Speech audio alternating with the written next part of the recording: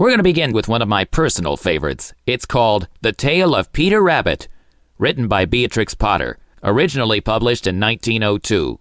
When I was growing up, I would listen to this story almost every night when I went to bed. Of course, I had this story on audio cassette at the time, plus there were songs to sing along to. But anyway, this is The Tale of Peter Rabbit by Beatrix Potter.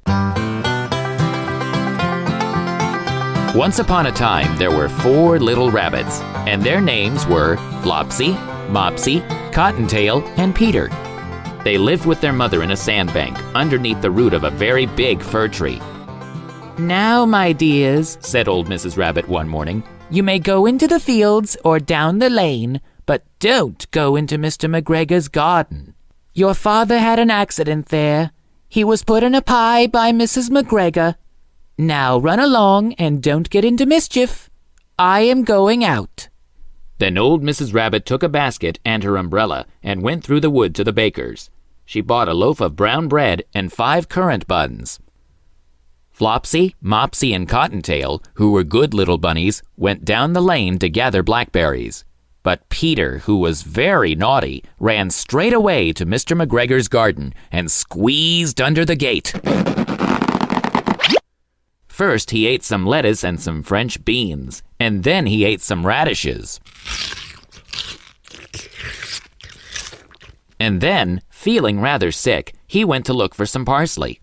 But round the end of a cucumber frame, whom should he meet but Mr. McGregor? Mr. McGregor was on his hands and knees, planting out young cabbages, but he jumped up and ran after Peter, waving a rake and calling out, "Stop! Thief!" Peter was most dreadfully frightened. He rushed all over the garden, for he had forgotten the way back to the gate. He lost one of his shoes among the cabbages and the other shoe amongst the potatoes. After losing them, he ran on 4 legs and went faster, so that I think he might have gotten away altogether if he had not unfortunately run into a gooseberry net and got caught by the large buttons on his jacket. It was a blue jacket with brass buttons, quite new.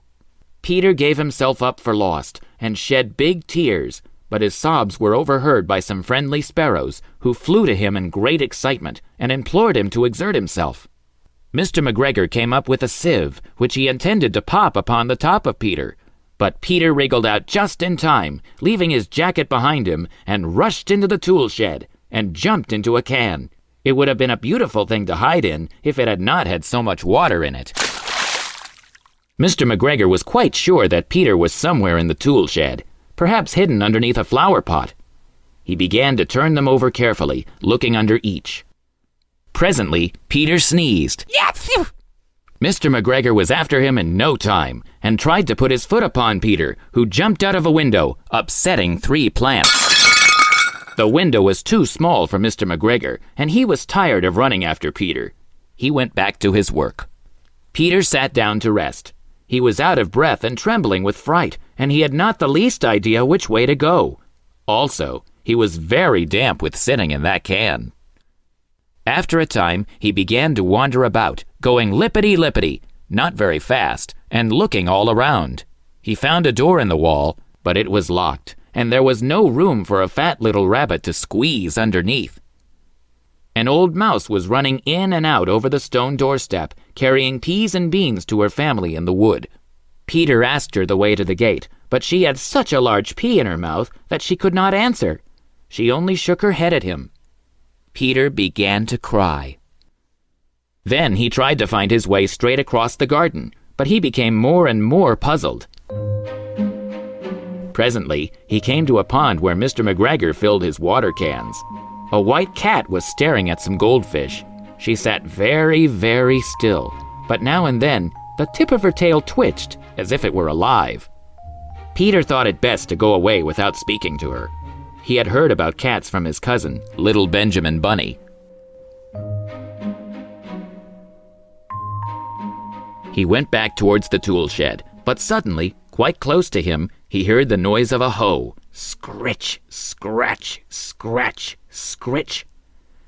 Peter scuttered underneath the bushes, but presently, as nothing happened, he came out and climbed upon a wheelbarrow and peeped over. The first thing he saw was Mr. McGregor hoeing onions. His back was turned towards Peter, and beyond him was the gate.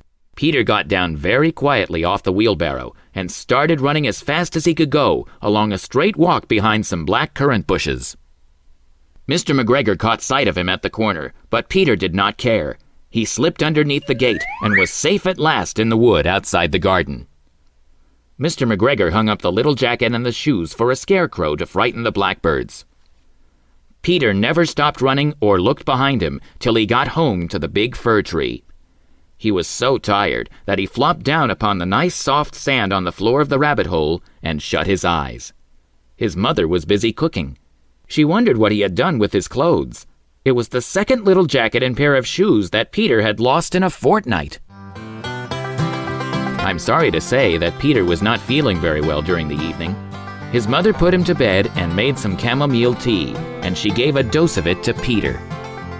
1 tablespoon to be taken at bedtime. But Flopsy, Mopsy, and Cottontail had bread and milk and blackberries for supper. I'm pretty sure you know the moral of this story already, but for those of you who don't, the moral is, listen to those wiser than we are about danger, for disobedience has consequences.